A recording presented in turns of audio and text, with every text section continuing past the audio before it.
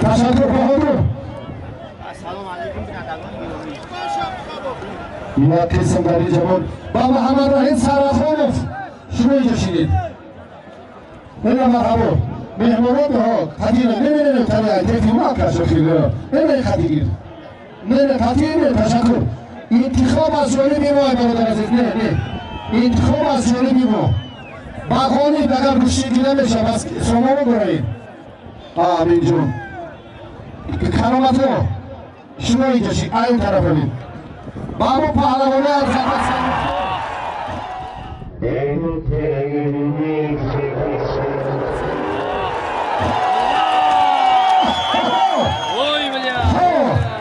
انا پارتوف انا سلوانی رحیموف ها هنرمندای جنوبی پهلوانی جنوب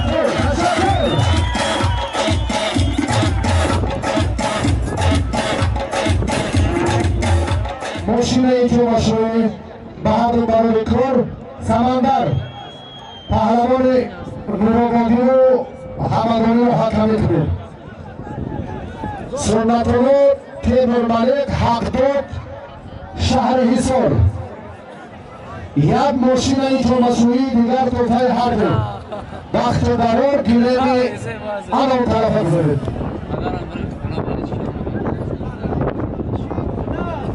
پس های مختار اگر باشد خواهشمند موشیگی خیلی جا دیگر تدوانه بیتی با کار و مجموع های مختار انامی بچه هم سوزه اینی قدی کی بگیم کرامتو؟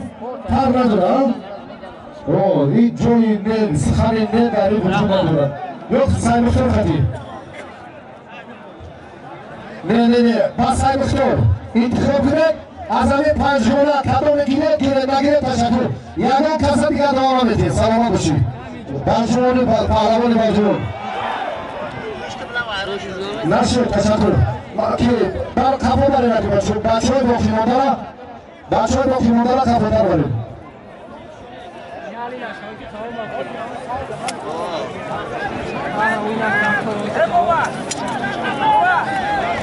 با کرامت الله حکیموف بس این دختر فقط طلبان همین دو کس نباشد ما دیگه باید اون کس دوانایتی تشکر مشورت و کشاکشی شما اساسی نیست کارمندای محترم حزب حقوق برادران در استاد تشکر کنید باش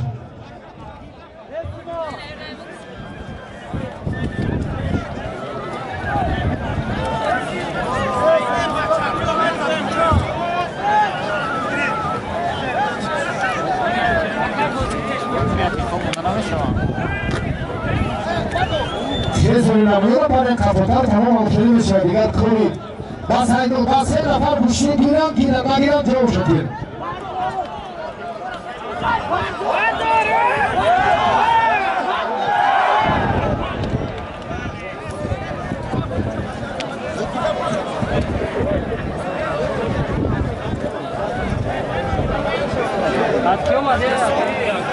برادران عزیز قدرشناسی از شخصیت‌های برامند این برای هر یک انسانی که محبت و اعتماد و ارزش‌های بزرگ ملی را قدر می‌کند مهم و درجه است. سید نومید رحیم فرزند این دیوار که در اتحاد جماهیر شوروی یک صحیفه درخشان گشتون را در سم با حرف‌های زرین نوشت. امروز هم از همین سلاله یک پهلوانی محبوبه که 17 ساله است هنرنمایی شدید اکای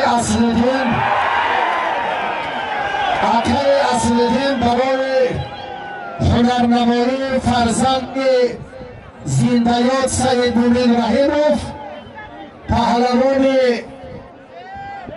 نحوه تیمور ملک 5000 سامانی تحفه تأسیس دادند. این هم به خاطر آنها قدرشناسی قبله‌هایشان که در آینده هم راه پرشرف پدر را با موفقانه ادامه دهد. پرداخت محمد رحیم سرخانوف. هلو تشکر.